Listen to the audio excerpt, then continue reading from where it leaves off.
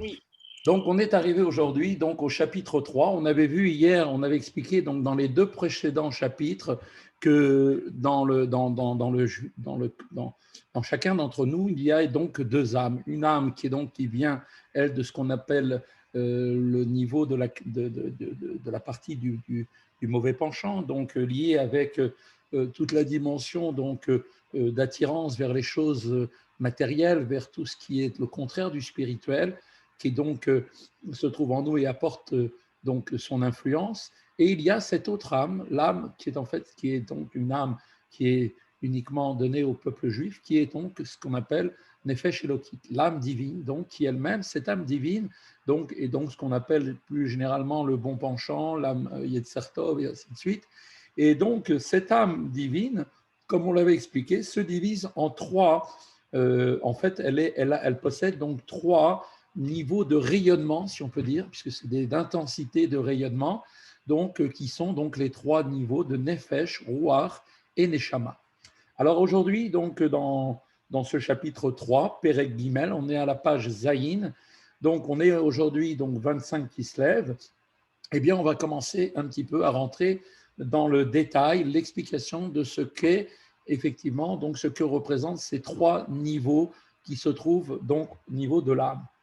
Il nous dit comme ça, Mourazaken, Veine kol bechinot ou madrega.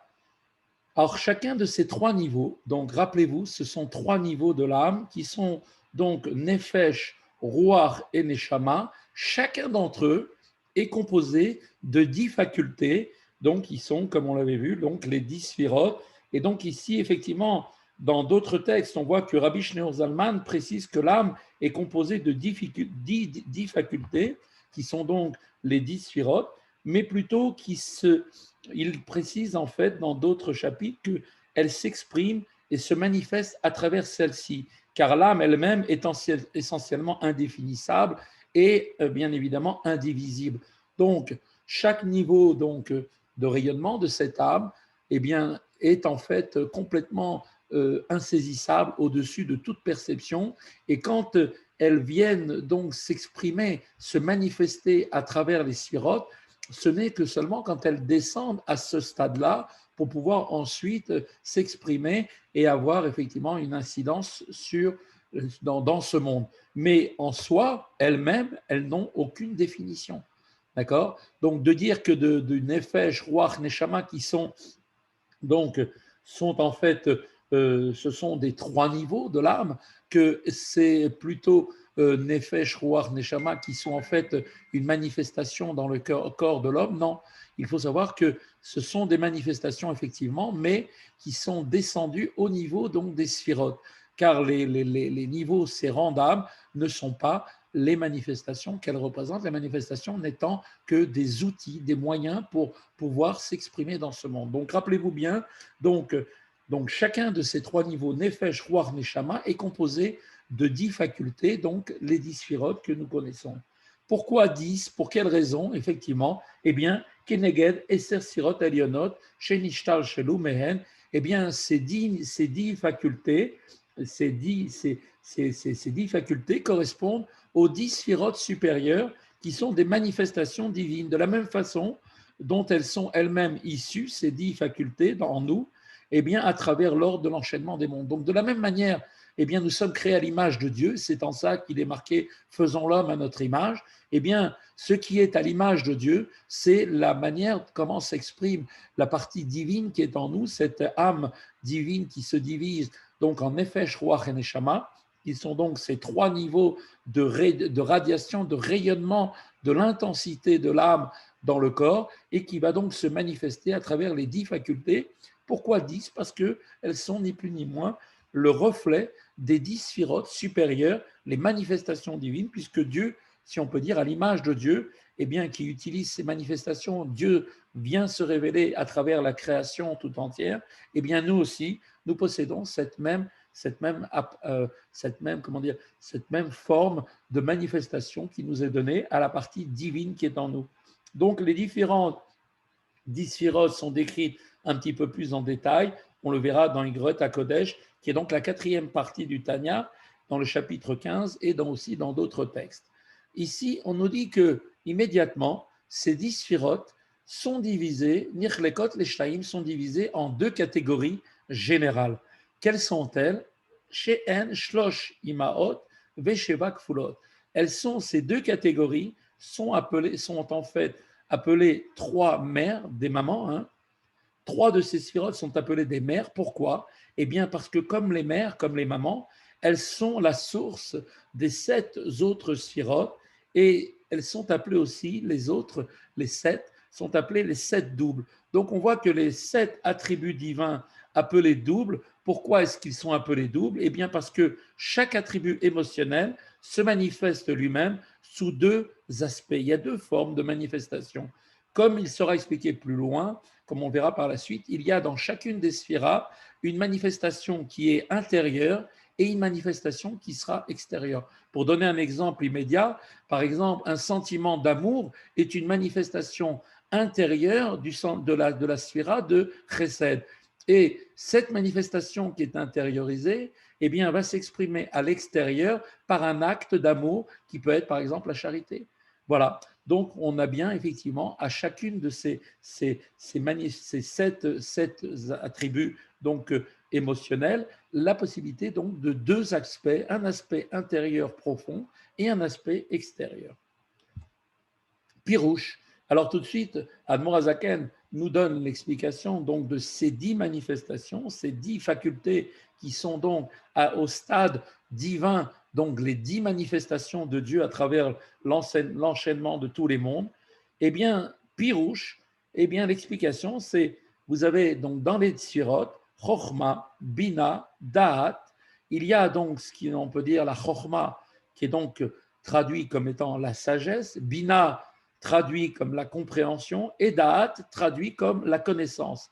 Ce sont les trois sphirotes, ces trois sphirotes-là, qui sont appelés les mères, et les 7 doubles, ce sont les attributs émotionnels, appelés aussi les 7 jours, Shivat Yemer Abinyan, les 7 jours de la création. Et là, on retrouve, effectivement, il y a 7 jours, eh bien, qui correspondent, chacun des jours était sous l'illumination, on peut dire, d'une manifestation particulière. Le premier jour, c'était Chesed, la bonté. Le deuxième jour, c'était Gevura, la sévérité. Ensuite, il y a eu Tiferet, etc.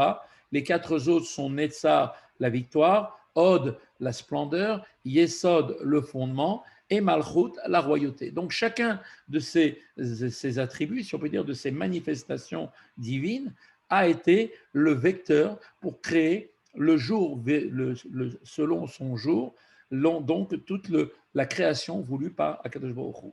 Ces attributs sont appelés aussi, bien évidemment, ces attributs émotionnels sont appelés les 7 jours de la création, car c'est, comme on vient de le dire, par leur intermédiaire que Dieu créa le monde chaque jour de la création. Se manifesta donc un attribut divin particulier. Le premier jour, Chesed, fut prédominant, le second jour, Gevura, et ainsi de suite, donc durant les 7 jours.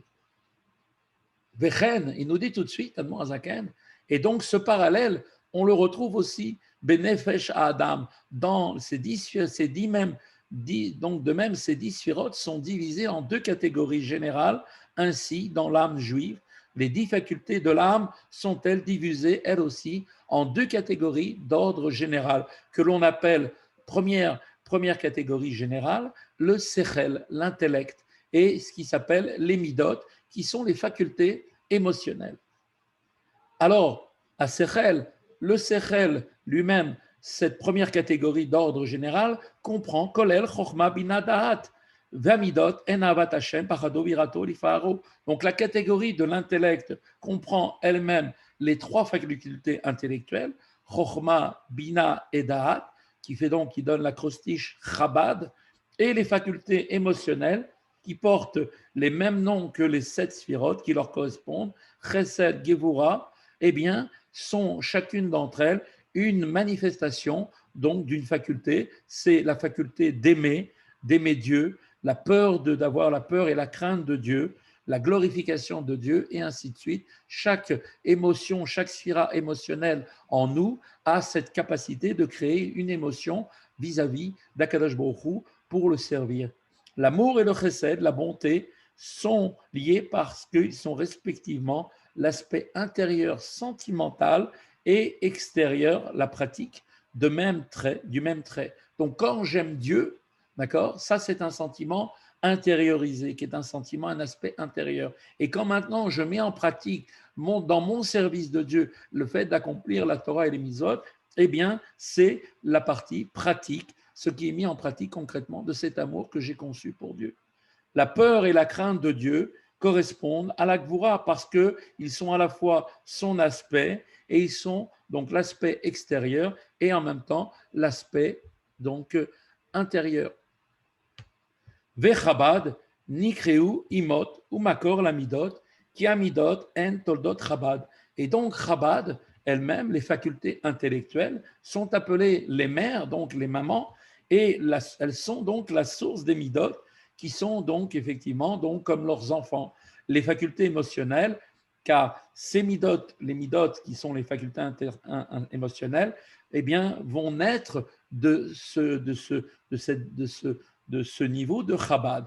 À ce point maintenant, il convient pour nous d'expliquer dans ce chapitre 3 du Tanya, d'expliquer brièvement la fonction des facultés de Chochma, Bina et Da'at, dont l'acronyme, comme on l'avait dit, est le mot Chabad, mentionné à plusieurs reprises dans les chapitres qui vont suivre. Donc c'est important de bien comprendre cette définition. Alors Chochma, qu'est-ce que c'est Chochma? Chochma est appelé également aussi Barak Amavrik. Traduction littérale, l'éclair qui illumine. En fait, Chochma, eh bien, c'est ce qui va produire le premier éclair de l'intellect par lequel, eh bien, on va pouvoir s'apercevoir de l'idée, de ce qu'elle a d'essentiel, de son point, comme un point, véritablement un point séminal. Eh bien, à ce moment-là, la construction ensuite interne, le contenu détaillé de cette idée, cependant, ne tiennent pas encore effectivement de place. Ils sont comme, en quelque sorte, en réserve, comme dans une graine. Tout le potentiel de l'arbre qui va donc pousser ensuite de cette graine se trouve dans la graine.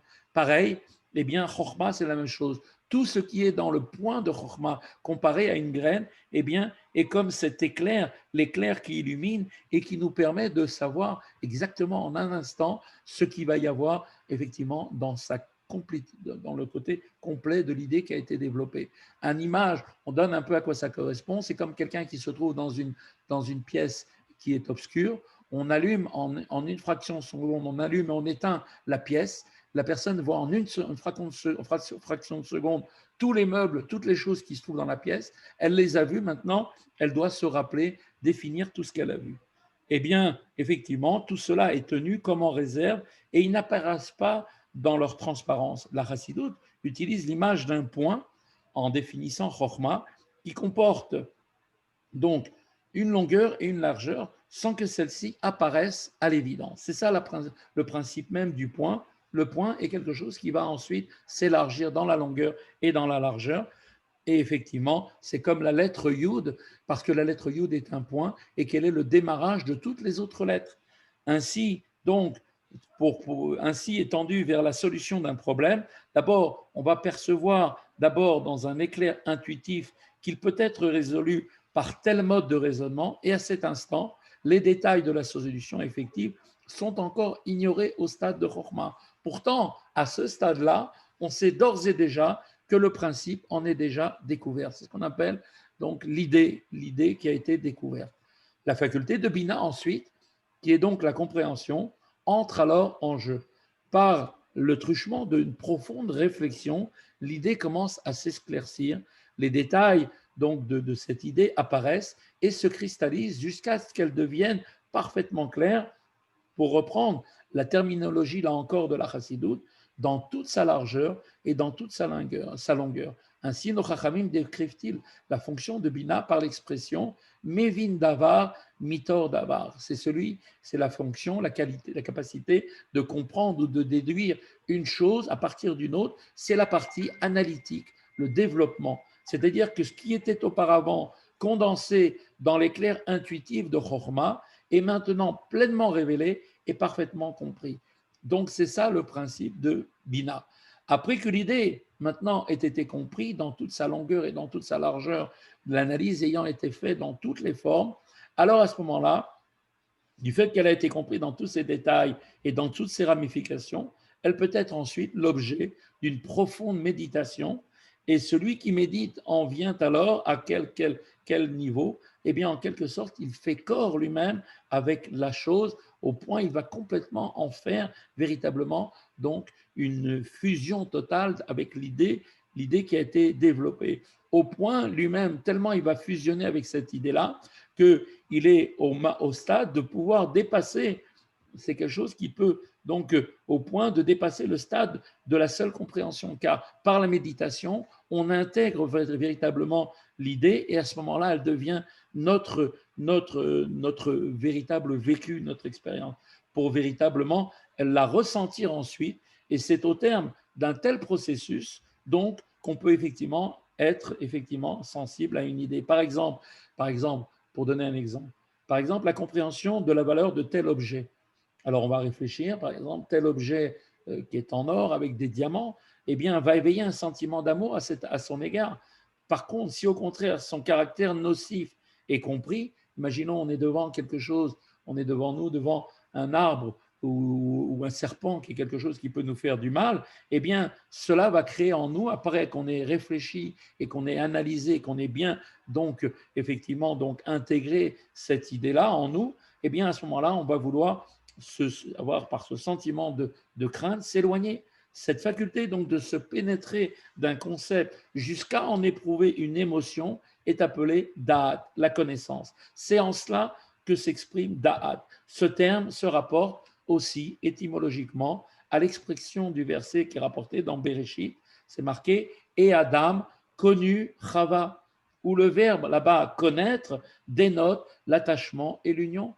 L'union, donc, il y a eu à ce moment-là pour pouvoir donner naissance à des enfants. Donc, on voit que effectivement la notion de da'at, c'est la notion, donc, la dernière étape du processus intellectuel qui permet, après avoir vu une idée, comprendre une idée sur laquelle on était en train de réfléchir, et ensuite l'avoir développée, et ensuite l'avoir totalement intégrée, le fait d'avoir totalement intégré et d'en avoir fait sa propre on va dire, sa propre idée, à ce moment-là, cette idée va pouvoir donner effectivement à ce terme donc la possibilité de donner naissance à un sentiment. Et donc maintenant, on va reprendre maintenant l'étude du texte. Au Biyuchaïnian, l'explication donc de ces trois opérations intellectuelles décrites précédemment est la suivante. Qui naît à Sechel chez Benefesh Maskelet ou Maskil Kol Davar. La faculté intellectuelle de l'âme rationnelle qui conçoit chaque chose, c'est-à-dire la faculté qui perçoit le point séminal de Chokhmah d'une idée en produisant le premier éclair d'illumination, comme on vient de l'expliquer, Nikra Beshem Chokhmah, Koachma, est appelé comment? Chokhmah. Pourquoi Chokhmah? Parce que le mot Chokhmah, il est composé en fait de deux mots. Koachma, traduction littérale, la faculté du quoi. La notion du quoi, c'est la possibilité, en fait, ça concerne, en fait, c'est que Chokhmah est la faculté par laquelle on ne peut que s'interroger. C'est quoi? C'est quoi ça? À quoi ça sert? Quoi? Qu'est-ce que c'est? Pourquoi? Parce qu'au stade de Chokhmah, l'idée n'est pas encore limpide et n'est pas logiquement compréhensible. Que chez Motzi, Kocho est la poêle. Et ensuite, quand il va exprimer cette idée qui est condensée, l'éclair qu'il a eu, il commence à y réfléchir, il commence à l'exprimer de l'état potentiel d'un éclair à l'état effectif, c'est-à-dire à partir d'une réflexion et d'une analyse complète en largeur et en longueur, c'est-à-dire qu'il réfléchit au moyen de son intellect sur ce point séminal de Chokhmah, cet éclair qui a brillé, pour le comprendre dans sa plénitude, et bien à ce moment-là, effectivement, pour pouvoir l'intégrer et méditer cette idée dans sa plénitude, dans sa profondeur, alors, effectivement, Mitor, Ezedava, Chokhmah, Muskal, Besichlo, il va réfléchir à cette idée à partir du concept connu en son intellect. En d'autres termes, lorsqu'il va comprendre de façon détaillée ce qui n'était pas avant sa réflexion qu'un point imprécis de Chokhmah, Nikra, Bina, cela est appelé Bina, et c'est donc la faculté Bina qui analyse les détails de chaque concept, qui le comprend pleinement et en profondeur. Et à ce moment-là, par l'intermédiaire donc de ces deux facultés, Chokhmah qui découvre l'idée, le point, l'éclair, le point séminal qui ensuite va être développé par Bina, eh bien, sont appelés effectivement aussi, Chochma et Bina, sont appelés le père et la mère, à l'image donc des êtres humains qui engendrent, qui va donc engendrer cette union entre le père et la mère, vont engendrer des enfants, qui est l'amour pour Dieu, ainsi que la crainte de Dieu, la profondeur, effectivement, la peur, parade à son égard. Donc, à l'image de l'homme et de la femme, on sait très bien que l'homme est celui qui va donner la goutte séminale. Cette goutte séminale va être ensuite développée par la femme, qui va donc développer dans tous les détails du corps de l'enfant qu'elle porte en elle durant les 9 mois donc, où elle va donc porter cet enfant. Et donc, on voit bien que là est bien effectivement précisé la dimension de chacun des niveaux aussi à ce stade intellectuel. Chochma étant le père, il donne cet éclair comme la goutte séminale, et ensuite Bina, comme la mère, va développer cette goutte pour donner tous les détails qui se trouvaient en potentiel, effectivement, en condensé. Et donc, effectivement, quand cette idée est condensée de l'état potentiel à l'état effectif, c'est-à-dire que la personne réfléchit au moyen de son intellect sur le point séminal de Chochma pour le comprendre dans sa plénitude. En d'autres termes, sont pensés effectivement les détails qui constituent la totalité de l'idée particulière en sa longueur et sa largeur. Et on sait très bien que ces deux métaphores traditionnellement ont un sens précis. La longueur fait référence à l'étendue d'une idée. Lorsqu'un concept profond est amené à un niveau où il peut être effectivement aisément compris, par exemple au moyen d'une parabole, on dit qu'il a été entendu. Il est ainsi devenu plus intelligible pour celui dont l'esprit est moins agile. Une seconde parabole explique la première, peut être nécessaire, et le concept sera alors davantage étendu. On dit d'ailleurs à ce sujet aussi au niveau du roi Shlomo Améler qu'il avait une telle sagesse qu'il était capable de donner 3000 paraboles, 3000 formes d'images pour expliquer un sujet de Torah, un sujet difficile. Et le roi Salomon était tellement subtil qu'il était capable de donner 3000 paraboles pour expliquer une seule de ses pensées. Une parabole pour expliquer le concept lui-même, une seconde parabole pour expliquer la première, et ensuite pour une troisième pour expliquer la deuxième, et ainsi de suite, pour pouvoir arriver jusqu'à 3000 paraboles pour pouvoir illustrer effectivement l'idée première et donc donner à toutes les catégories d'intellect de toutes les personnes la possibilité de comprendre. Donc là, c'est ça la notion de longueur, c'est ce qui vient illustrer effectivement la longueur d'une idée. La largeur d'une idée, eh bien, signifie quant à elle la multitude des détails qui la composent ainsi que ses ramifications. Par exemple, la logique qui sous-tend, par exemple, une règle halachique concernant les lois de Kashrut.